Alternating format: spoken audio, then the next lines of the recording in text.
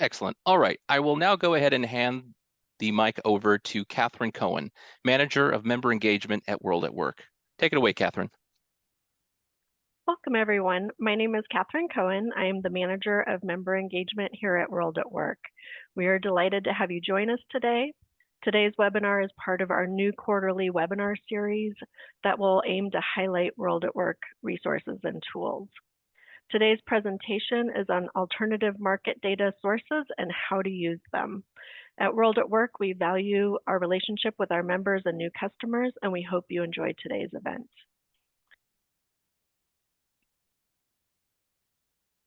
Alex, go ahead. Okay, today we have Justin Hampton. We are very excited to have him lead this panel discussion. Justin is the founder of CompTool and Squirrel. And we have an impressive panel speaker group for us today. We have Brian Briscoe. He's Senior Vice President of Global Compensation at Marriott. We have Jason Haliva, VP Total Rewards at HR Operations at Mod Pizza. Alicia Robinson, VP Compensation at iHeartMedia. Ken Cameron, who's the Director of Compensation at Papa John's. John Waldron, Director of Compensation at PepsiCo. And Adiola Youssef, Senior Manager, Data Analytics and Total Rewards at Walmart. Thank you.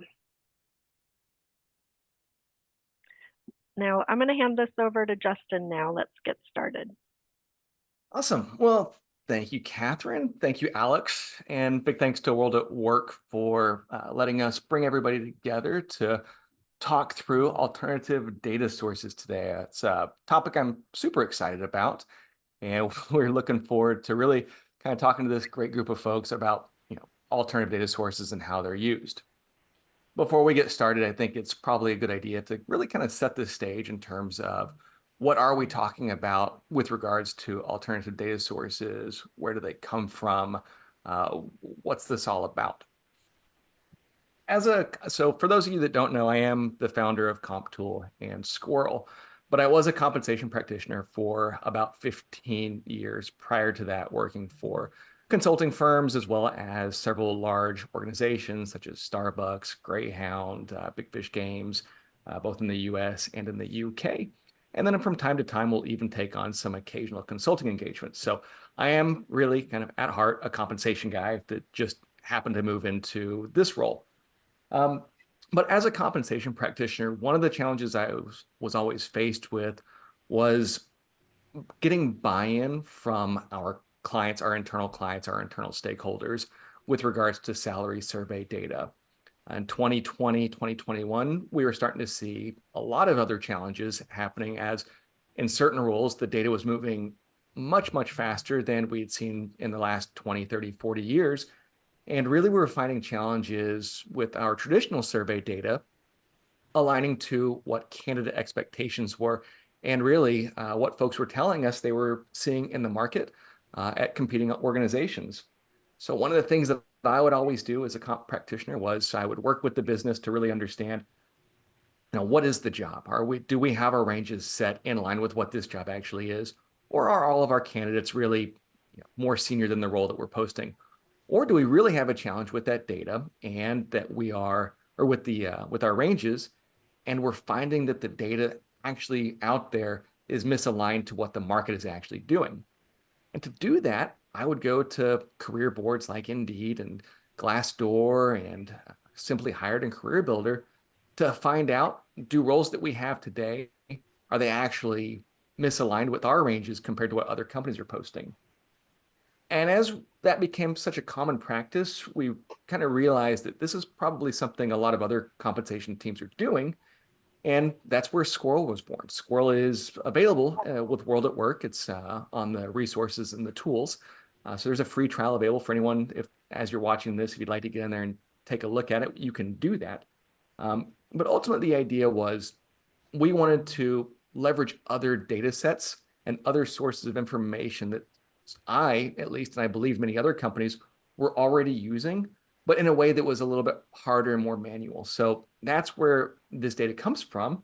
And I'm really excited that we've got everybody on this panel who is using alternative data sources where we can really kind of come together and talk about how are we using it? What do we use it for? What are the pros and the cons? How does it work side by side with our salary surveys?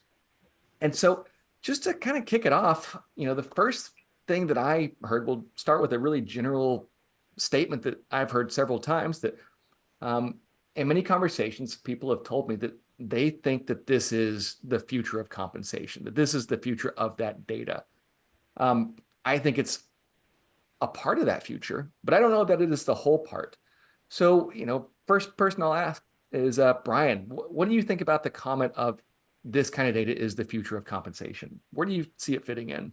Yeah, so I think, we've been using this kind of data for years in the organization. I think, it's really, the beauty of it is, I think, Justin, you and I had conversations about this years ago, and then you built a product that really made it easy for us to use. So like, looking at this data, really adds a lot of context and color around things. Getting data that's more real time than what we have is helpful. I don't think it, necessarily replaces the traditional data sources that we have, but I think what it really does for us is add more to that conversation, particularly in compensation. If the last couple of years taught us anything, it's that sometimes things move really fast and they don't move on the annual survey cycle. They don't move relative to those types of things. So any type of alternate data that's maybe a little more real time, or looking at the labor market, the part of the labor market that's changing, not necessarily just the part of the labor market that is, helps with the credibility, the insights. What do you get to do to respond with your stakeholders? So I think that it's part of the future, but I don't think it's like a replacement of everything that exists today. Yeah, I would certainly agree. And I think that's where as a comp person, I think that they both have their place. I think that the alternative data sources are certainly a supplement to that data. And, I'm curious, Adiola, as you've been using the platform, Walmart you have a location everywhere. And how are you finding kind of how the data that you're seeing from alternative data sources like Squirrel partners with your traditional sources, especially at the retail level? Yeah, sure. I'll be happy to jump into that. Just really quickly, for those of you who don't know me, Adiola Yusuf, I'm a senior manager for data analytics within our Total Rewards organization here at Walmart. And so what my team does was, we provide tools and resources for our comp partners and Total Rewards leads like those on this call today, both at the segment specific and enterprise levels. And so really our focus is on providing insights around internal and external compensation data for benchmarking. We're the data stewards for everything market data related. And, so we're having these conversations about where we want to source data to help inform our decisions around wage investments, maintaining competitive advantage, and all of that good stuff. So where we use Squirrel, it's really like Brian said, a lot of this stuff is more complementary. It's not a replacement, right? And it helps with a lot of those sanity checks for, validation of what we're seeing in the survey data, but also some of the things that are more real time in terms of like what's happening right now in the market. We understand, salary surveys, there's a specific cadence and a timeline that those run on. And so that's kind of how we're using like Squirrel right now. It's kind of like a side-by-side support to help us inform like a broader range of what is the pay market. And so as we're looking at our different locations, like you said, we have quite a lot. And so the way that this helps is, as we're thinking about our market reviews, maybe thinking about our stores as an example, where we're starting to look into how are we going to frame up our start rates, or where are some places where we want to assess the market attractiveness of our start rates. How are we faring in comparison with our competitors? This type of data does help at that level as well, right? Because you can get down to city and state. So we take that, supplement that with what we're getting for our salary surveys at the zip code level, and then we combine all of that together. So that's how our use case works for this. And Justin, I'll echo exactly what Adiola was just talking about. I find this data to be, fantastic for addressing those start rates, specifically on some of your lower level positions where start rate is everything, right? It's not about a midpoint, it's really about a start rate. And if you're talking about a manufacturing position, or you're talking about a service position where really, I mean, you have such, maybe not as much chaos as we have, but we certainly have quite a dynamic market in that area. You've got areas where the minimum wage is going up, and that's creating quite a bit of chaos in your starting rates for these lower level positions. And also, if you think about metropolitan areas that are large, we may have different start rates in different parts of the metropolitan area, for a manufacturing position or for a service position, where we can target so specifically with this data, not only the location, but the specific organizations with whom we want to compete against. Yeah, and Jason, that reminds me of so Jason and I worked on a project not too long ago where we were evaluating some of the store locations and the rates of pay.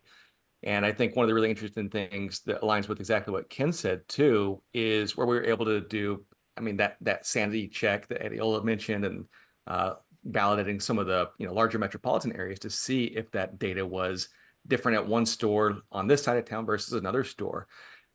And Jason, I think there was a really interesting opportunity that we had when we worked together in terms of how did that affect the buy-in using the data that we had from Squirrel when you were working with your leadership team. Tell us about that story when taking a data set that maybe the recommendations differed or the existing salaries differed from market rates, but how did you use this data from these alternative data sources like Squirrel to really kind of create a data-driven process that maybe have been an exception from a typical salary survey? Yeah, thanks for that, Justin. I mean, all of what the panelists have said so far has been spot on. And for us, so I lead our total rewards function at Mod Pizza. And for context, we have about 500 stores, about 10,000 employees in 29 states. And so we were recently rebuilding our whole structure. And for us, having Squirrel and having that data kind of gave us probably three key things. One is the buy-in from the store leadership level. Sometimes there's been a historic feeling, oh, you guys in your surveys, and you're not in touch with what's really going on in the market. And so we have all the traditional data sources.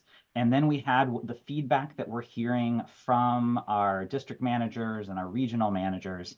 And we were able, in some senses, the market data said we should be lower, but Squirrel was saying, no, what the reality on is going up here. And then in vice versa, we had the inverse at times too.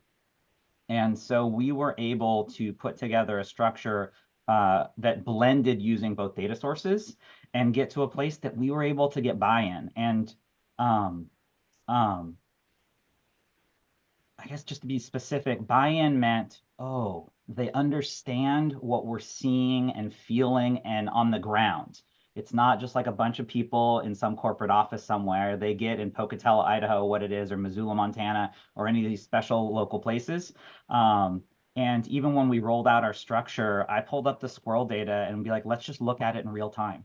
And I would put it up on the screen and like, give me a job title. And they could see the titles of competitors. And they could see, oh, that's where they're going. And then I guess one last piece I would just add is it's often a lens into employee expectations because of pay transparency. So whenever we want to know what our employees think they should be paid because they're watching all the signs and everything out there, that gives us just a little window. So we're not waiting and hearing down the road. We're able to track it in real time. Yeah, and I'll just add on to that the traditional approaches are largely a black box for our stakeholders. That we walk them through kind of at a high level what the elements are, what the process is. But having Squirrel, and I've done the same thing as Jason, we pull it up live. We start looking and get precise and local. And from a lot of times, we're actually in a good spot. Sometimes we identify maybe there's some unique local factors that can uncover, but it really makes the process very real and supplements not only the data and the decision, but it makes it more real for our stakeholders and more valuable, and they can build that trust and confidence in our processes. I'll echo those comments as well. And so my team is in Squirrel actually weekly. We want to keep a pulse on job postings and see what the competitive environment is doing. And so, like everyone has said, we're using that data to complement other sources. So our traditional salary surveys, yes, but there's always that hunger and need for that real-time information. So along with Squirrel, along with candidate feedback, and then even exit survey data, marrying all those sources of information is helping us look at it holistically. And so it definitely removed some manualness to our processes and allowed us to factor that into our compensation practices. Yeah, and Alicia, I curious too, in terms of, I mean, iHeartMedia, lots of tech roles. How do you, and I guess this is a question for the whole panel too, because I think that there are different kinds of roles where this is optimal for. When folks ask us, do you have vice president level data? We do, but it's not really data that we would recommend using as much as kind of other data sources because of the different variable pay components that are so prevalent in those more executive level roles. Exactly. I'm curious in terms of the how the data is presented from the different types of roles, how that would be, how you guys use it differently for one type of role versus another. So true, so true. And so with some of our sales roles, we do tend to use other sources, but just we're using Squirrel. We do have a set that we are looking at on a weekly basis. And like you said, from the technical perspective, at times we need that additional information with the equity and the bonus that we're not seeing or being able to report out within Squirrel. But as far as other main roles that we want to keep our eyes on, we are using Squirrel. And so not so much for when we want to get specifics on equity. Yeah, and I'll tack onto that too. So one of the things that I know that when we're looking at the data is, we have several types of roles, several types of job families. One of the things I think Squirrel really stands out for is some of your technology roles, right? Especially as you're thinking about things like the remote job indicators and some of those things that Squirrel has for geographic pay index checks and those types of things. I think that is one of the roles that I see a lot. That we look at what's in there for Squirrel, right, in the tech job family. The other thing too, as much as we're using this data points to kind of like supplement each other, there are also times where Squirrel will have data that we can't find in some of these salary surveys, right? For some of like maybe newer roles or niche roles that maybe we haven't had a lot of participation for those types of roles in your traditional surveys, you will find those types of things when you're looking at job postings for some of those quick checks. So it kind of varies a lot in terms of like what you're looking at for your front end hourly roles. But then when you start talking about some of these like salary technology roles or some of the things in healthcare, that's where you start to see some of those things that you can find data in Squirrel for. And it's also great for the descriptions, right? If you've got a job that you've never had in your organization and you look at it and you scratch your head and it's like, wow, what is that? And how do I describe that? And you use Squirrel and there you go. You've got a number of templates that you can use to help start preparing a description of that job. I love it.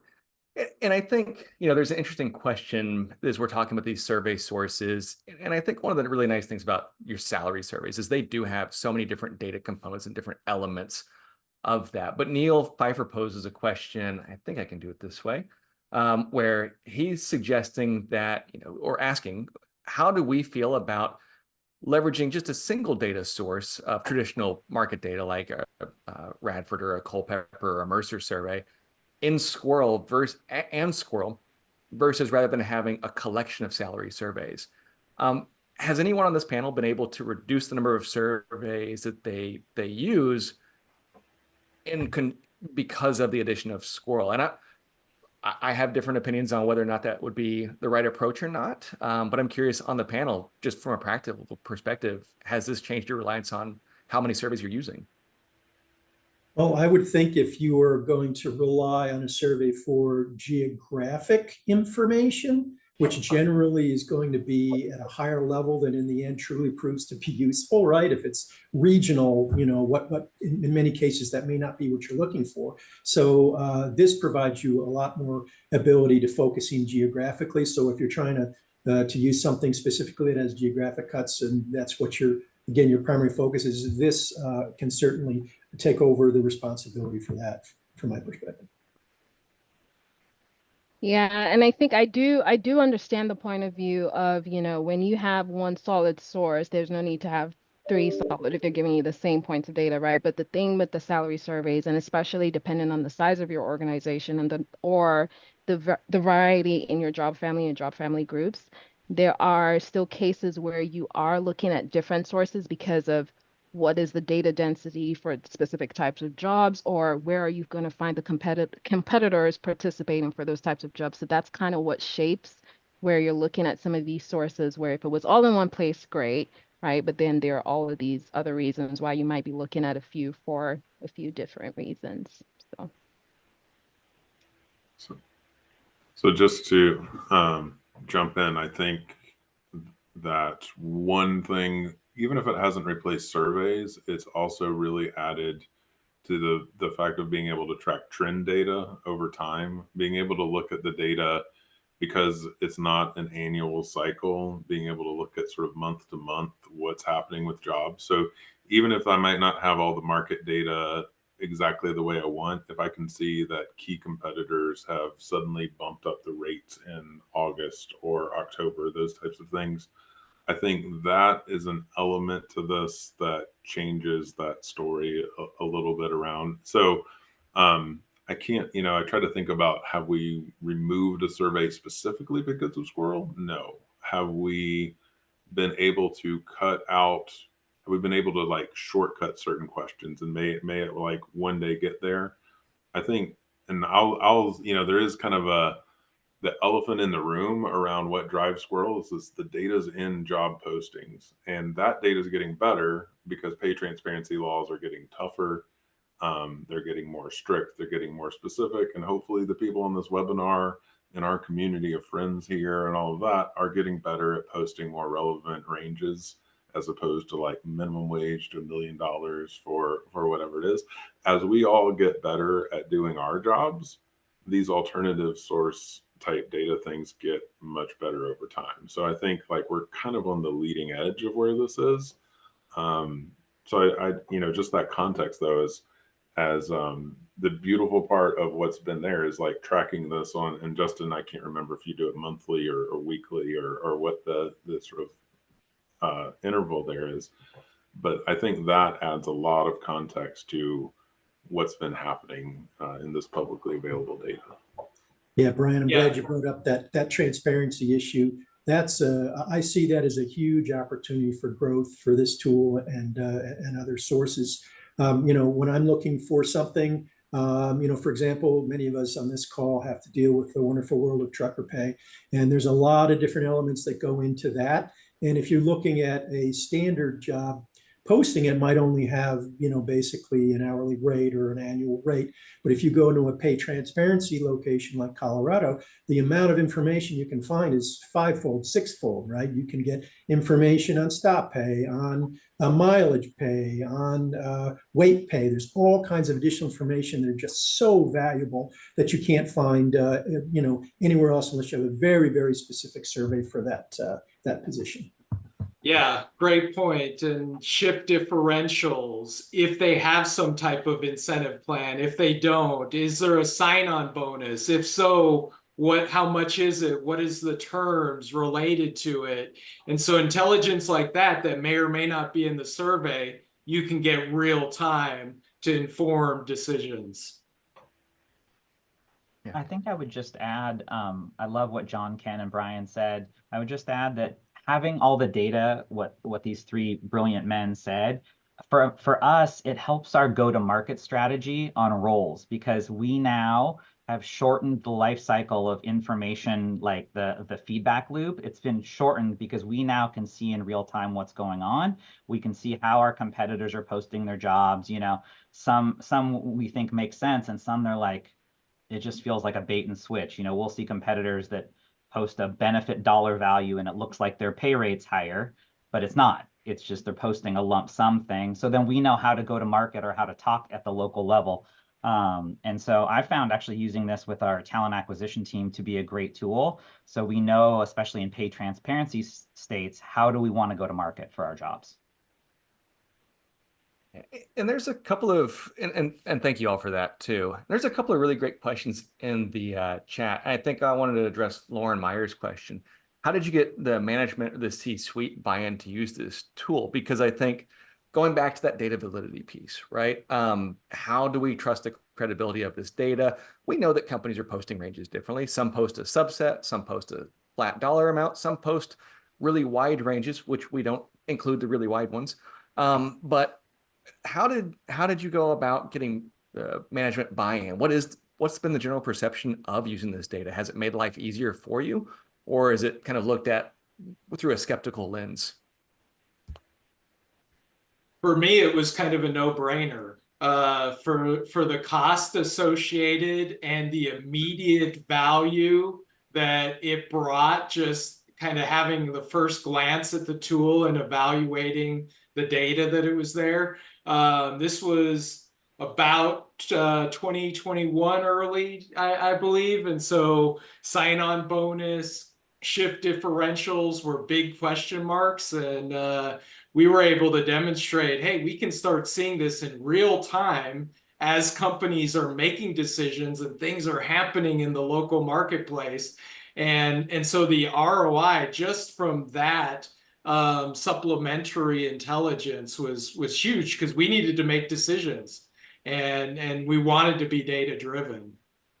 Yeah, and sometimes you have, unsophisticated individuals who just don't understand how the comp data world works, and they'll say, okay, well, in the previous incarnations, we would have data from a salary survey, and they'd say, okay, well, what does X company pay?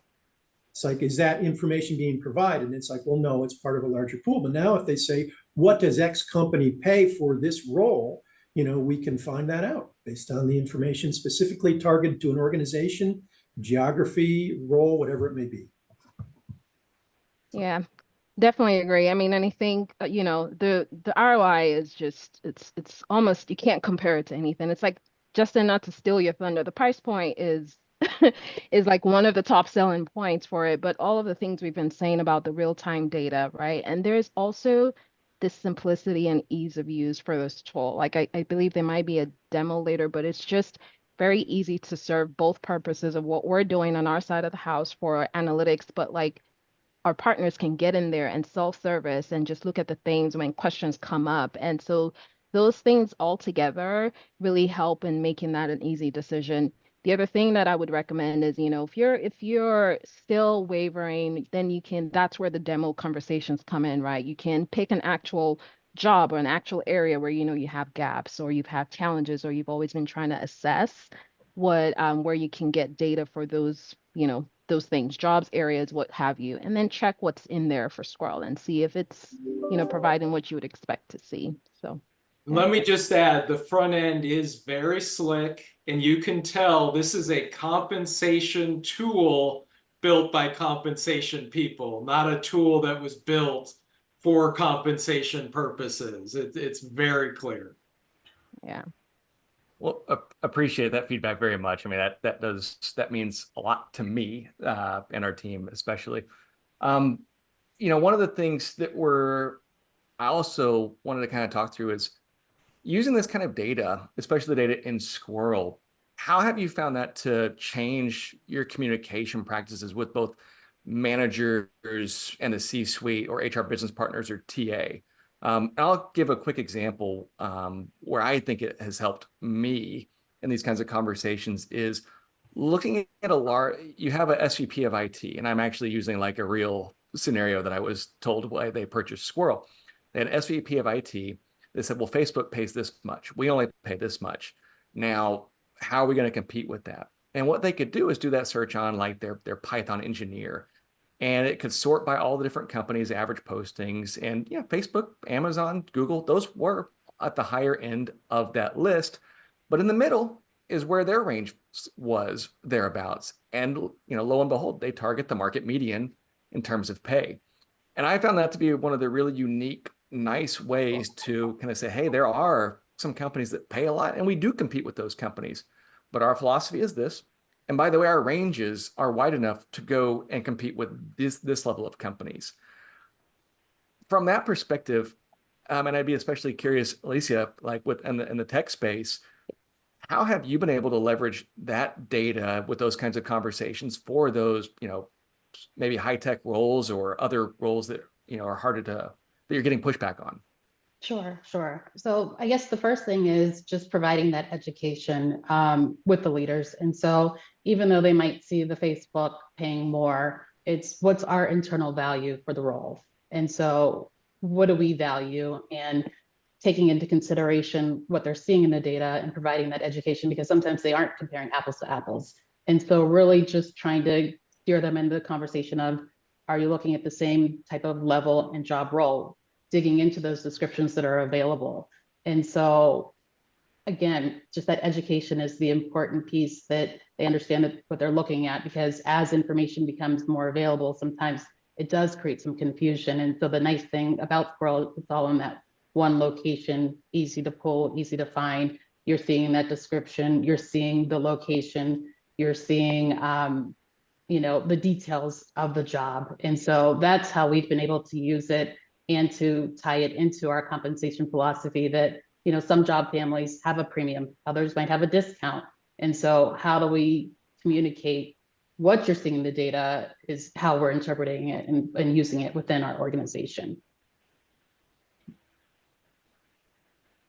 I think, to that original question of, how does it change the conversation? I mean, how many times as a compensation professional does somebody come with that story of, I saw this job posted at this?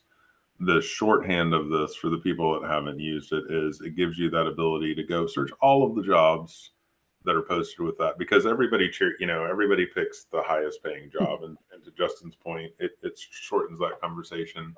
I also do think with like senior leaders, as you're talking about a strategy, being able to give people, really is that change in time thing that I think has changed things. So in the hospitality industry, if you were to look at, Bureau of Labor Statistics data that's publicly available, not sharing any deep secrets here, you could see industry norms, like the wages went up about 14% coming out of the pandemic, that like in a 12-month period. You don't get that from a salary survey that's delayed by 90 days. I remember, Jason has no idea that I'm going to say this, but I remember in the middle of the pandemic going to take my kids out to dinner one night when nobody was going out to dinner, but I was on another side of town, and I went to like 4 restaurants and they were closed. And then I walked into this like Mod Pizza, and there were 12 or 14 people working there, singing, dancing to music and doing all this. And out on the side of the building is this big sign posting wages that were probably more competitive than what some of the restaurants right along the same street. The whole strip mall is like dark. You walked into like a sit down family style restaurant, there's one person working there. You can feel that difference between, hey, we're using last year's survey data to make a decision versus like what happened real time. And I only think of, I think I wrote like a LinkedIn post a couple of years about like the Mod Pizza, because I literally could see like that kind of difference. Being relevant is really important for us as a profession, because there's a lot of information that's out there. If we don't use this information, other people are going to use. It's not like we're holding on, like we don't own the internet. Sort of the beauty of the sourcing of this is it's pulling from what's out there for everybody to see. It doesn't necessarily fall into the same antitrust things that surveys do and all of those. So I think, alternative sources, not only, I think of this as a bigger topic. It's not just what Justin's done with Squirrel is great. I look at data from H-1B visa applications. I look at data from all different kinds of places that are publicly available, that are out there. I think that changes the story as we all go ahead. It's really nice when somebody's put it together in like a digestible tool for us So that, you know, I think that's where you'll see more of this kind of happen as we go forward.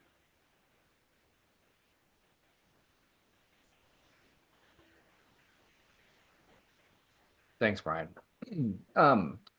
So let's see, I'm just kind of looking through the Q&A. I think we got most of the questions answered through the Q&A thus far. But if any other new questions do come up, feel free to throw those in there. We'll try to address those as we're going through. As we're thinking through kind of what we've talked about thus far, I'm curious, how have you found, so with Squirrel, one of the things we rolled out recently was our survey marketplace. So Brian, you got me thinking with the Department of Labor and BLS data. So the Squirrel marketplace, or the CompTool marketplace, it actually allows you to load your salary surveys into the platform and compare that data side by side. You can use the Squirrel data to benchmark your jobs just the same as you would a salary survey. But should we? Do we think that, you know, benchmarking should be leveraged with the employee reported data from a traditional salary survey and compared against the market data from Squirrel? Or do you look at those side by side or at the same time? I mean, would you blend those together or not blend those together? I vote side by side. I'll throw that out there. Yeah. I agree with that. It's a different lens, you know, just as valuable, but a different lens. And, you know, the import that someone may put on that may be different based on salary surveys, but to me, you're just providing more value to your clients by showing the different lenses within which you can make some compensation decisions. I think it depends on the lens that you've kind of created for your organization. Because if you think about the data that's available in Squirrel, it's immense. And so you have to create some type of aperture to reduce the amount of data that you're going to look at. And it's going to be changing in real time. And so I think there's still a lot of considerations that you would want to have. And you need to do a lot of diligence and refinement to what we're going to grab to anchor to. And I don't think we're there yet. Maybe in the future. Yeah, for me, maybe it's just where I'm at in the journey, in my like career and comp journey. If my brain still likes like vetted sources, that where there's actual professionals that are assimilating the data and ensuring that the right matches are happening. And so my response to that is it depends on the job. So for jobs that are super easy to match, and you know, we have like 97% of our workforce is in 6 jobs. And those are way easier to match because they're these frontline hourly jobs. But when I get into tech jobs, even the stuff that some of the panelists have said today, those are so much more nuanced. And so for me, I still start with the sort of traditional stuff and then do pulse checks. But I could be convinced otherwise. My eyes are opening a little bit after listening to y'all today. So can I amend my answer on the side by side too and say, here's how I look at it, because I have most of us on here, you know, there's a common thread that besides most of us sell pizza in one form or another, most of us have really large hourly workforces. And what I would say is the volatility of your workforce. So when I look at this data, the data versus a traditional survey during the Great Resignation, during times when there's major upheaval in the workforce, the value of this goes way up relative to traditional survey data. You know, if you're a comp professional and you're not following the JOLTS report, which was the job openings, losses, turnover, layoffs, all of that data that comes from the government, like basically I would say the lower the, you know, turnovers and job openings are, the more I would want to rely on traditional salary surveys and the more volatile the workforce is. Because what you're really measuring with this is what's happening in that part of the workforce that's changing. So what the flaw in that for your whole workforce is if you look at this and say, hey, I see that 20% of the workforce changed jobs and they did a lot, the other 80% are kind of still stagnant. So you're going to get this overrated view of the workforce and the change in the short term if you try to extrapolate from that. But just, you know, when you think about when times are more volatile, you know, it's kind of the sort of leverage of this tool becomes more of that. It's always got, you know, value and it fills in the gaps. But you think about what is the problem that you're solving. You're solving the problem for the people that are in the middle of changing jobs and looking at openings right now. That's what you're answering. And I would just add not only that volatility, but where are things emerging? So PepsiCo has been delivering to every Marriott, every Walmart, and every Papa John's for years. And so last mile delivery used to be a thing that we and some others did. Now everybody's doing it. And so that has really enabled Squirrel for us to get more local, more precise, more real time in these emerging areas that traditional salary surveys weren't going to give us the intelligence we needed. I was just going to add that, speaking of the volatility, that, you know, we're not trying to be a moving target, but we also want to just follow those trends. And so in an environment where we're seeing overhiring, overpaying, Squirrel is providing that opportunity to watch those trends, where we will be able to react to trends versus waiting a year and we're too late. And so that's one of the benefits that we're seeing, is that, are we seeing those rates to come down or go up for certain roles? And so that's also how we're using it too, especially in the tech space. So we've talked a lot about how everybody does use Squirrel, but, you know, let's take a couple minutes to talk about how you shouldn't use Squirrel. I think I kind of touched on executive level roles, or those, you know, roles that have a high volume of you know, variable pay components or long-term incentives.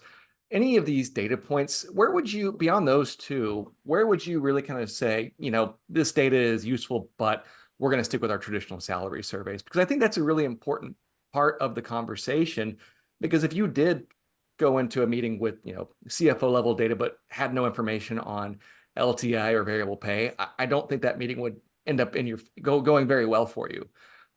So what other ways would you potentially kind of steer away from using this kind of data source?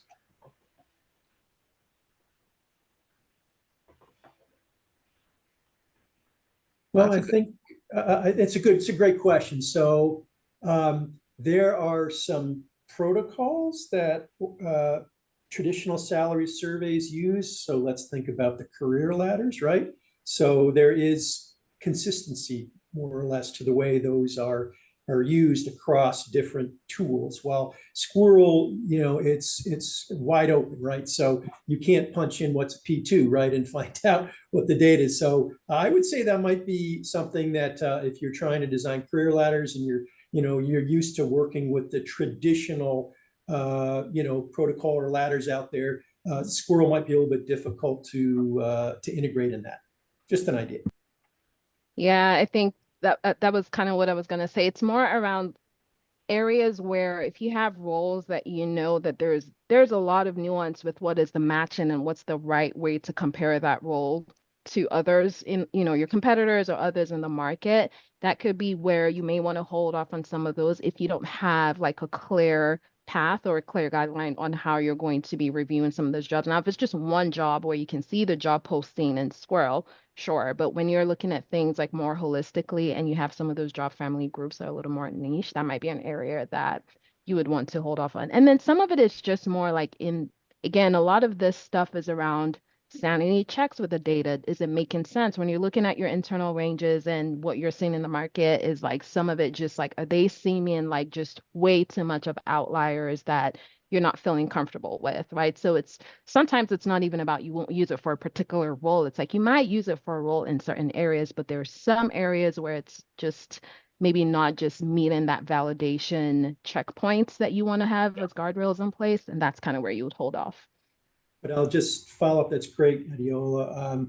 But then, you know, I'll put my Nosferatu hat on and say, okay, here we are, comp professionals with some years behind us, all used to operating in this legacy environment of job architecture, right? We know the nature of work is changing.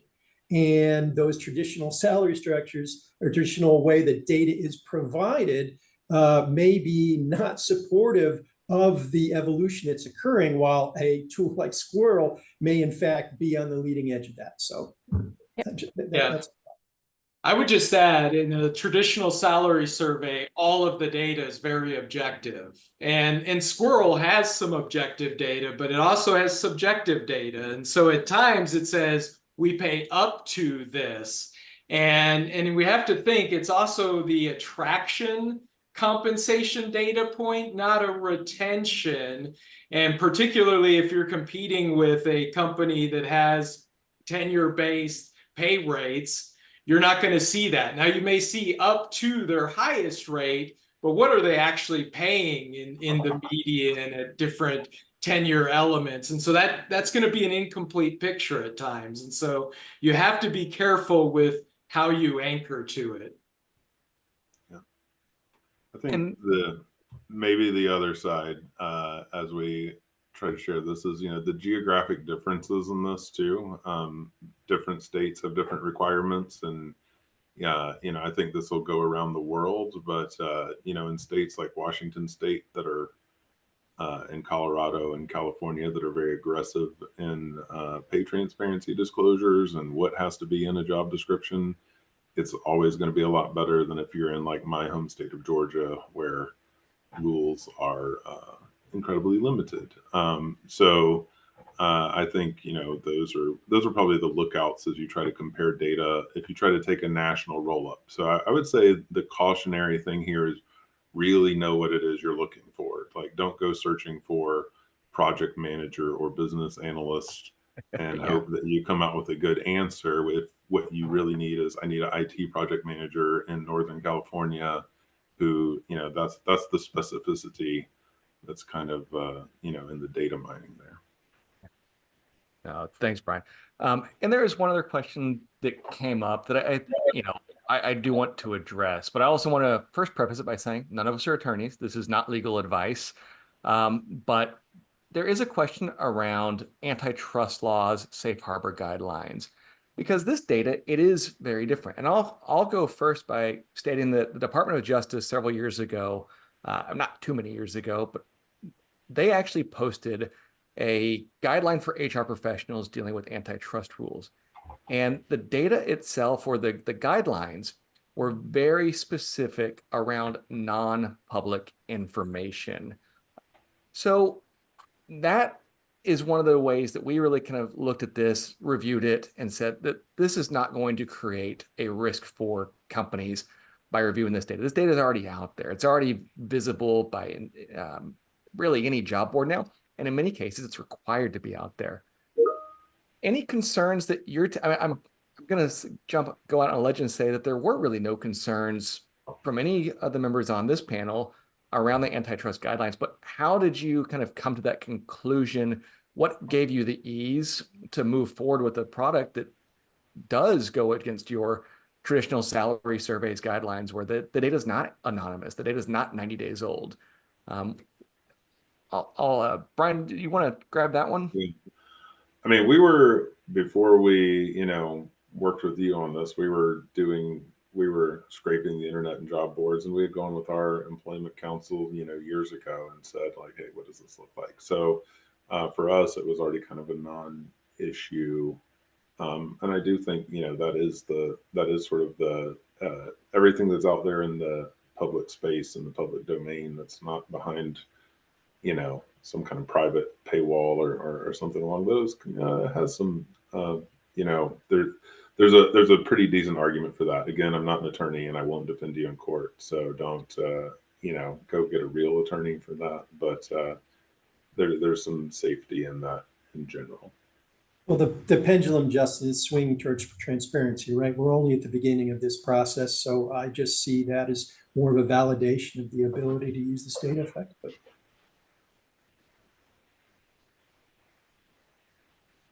No, thanks for those points of feedback. It is Paul Ryman. If you're not familiar with Paul Ryman, he's a really other fantastic compensation practitioner, and he recently wrote an article on his website. So I'll give him a quick shout out at novoinsights.com. around kind of how do we use different kinds of data for in regards to antitrust.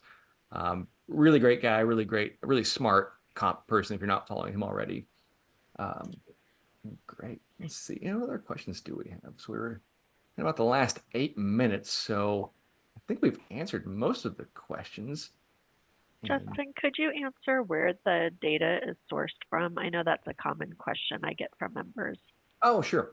Yeah. So, and I think, Brian kind of touched on this lightly. So all the data in these platforms, including Squirrel, is going to most likely or should come from publicly available data sets. So speaking about Squirrel specifically, we are only pulling data from publicly available data sets that is not estimated by different companies. So we're pulling data from the major job boards you might see, like, for example, like your Indeeds, your Simply Hired, your LinkedIn's, but we're not going to take it from companies like Glassdoor, where the data is employee reported. All the data that we pull is only from employer reported job postings that are not estimated. And we do deduplicate the data. We also run it through some QA checks to make sure that it's not an estimated rate of pay, nor is the range so wide that it's not useful for a compensation person. I think that, we looked at it a long time ago because, it's not a secret. Netflix posts very wide ranges. We looked at that data set and said, it's probably not going to be one that we would want to include in our data because for the purposes that we're creating, it's just not very useful. So we do narrow down those ranges in terms of the data that is posted to a reasonable, what we think might be a more reasonable rate of pay. One of the questions that does come up is, if the data is, how do we know how wide the ranges are? How do we know how reasonable those ranges are? The average range spread in the Squirrel product is only 40%, which is pretty well aligned to what most traditional salary or most traditional pay structures would support from a role. Typically, you're going to see ranges that are under 40%, but you may see some that are over. We cut those off at more than 100% in terms of where that cutoff is for those ranges. So lots of different data sources. We're pulling it from those major career boards. We are also pulling it from company-specific job postings or job boards, and then running it through some QA tools.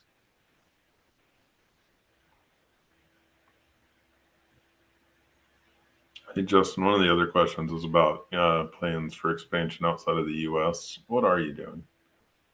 Oh yeah, so there's a kind of a funny story. We found out that all the job postings in Mexico are in Spanish. So most of the folks that we work with are English speaking. So we have primarily focused on English speaking countries. So today it's the US, UK, Australia, and Canada.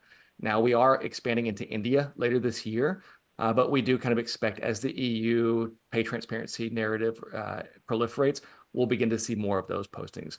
One of our big moves this year is to add more data, even though we understand that in some countries, there's just not going to be as much, but India is the next country we're going to be adding. Justin, I should probably add that with the access that World at Work members have right now, it's just to your US data, but you do have access through your site to more. Okay. Alex, this might be a good segue to show everybody how to access this tool on the World at Work website. Yes, absolutely, Catherine. Let me go ahead and share my screen. Let me go ahead and present. So if you are a World at Work member, you can go to our resources page, and under the tools tab, you can find Squirrel and WageScape. These are the two tools that we have for real-time labor market intelligence. From this page, you can request a free trial. World at Work members do get more access than what you would get as if you just went to Justin's website. Once you fill out the form, a link will be sent to you on how to access this data. Go ahead and move to the next slide, Alex. For those that are not World at Work members and you're interested in joining World at Work, we do have a special promotional code today. You can sign up for World at Work membership and receive $85 off using the promo code webinar 85.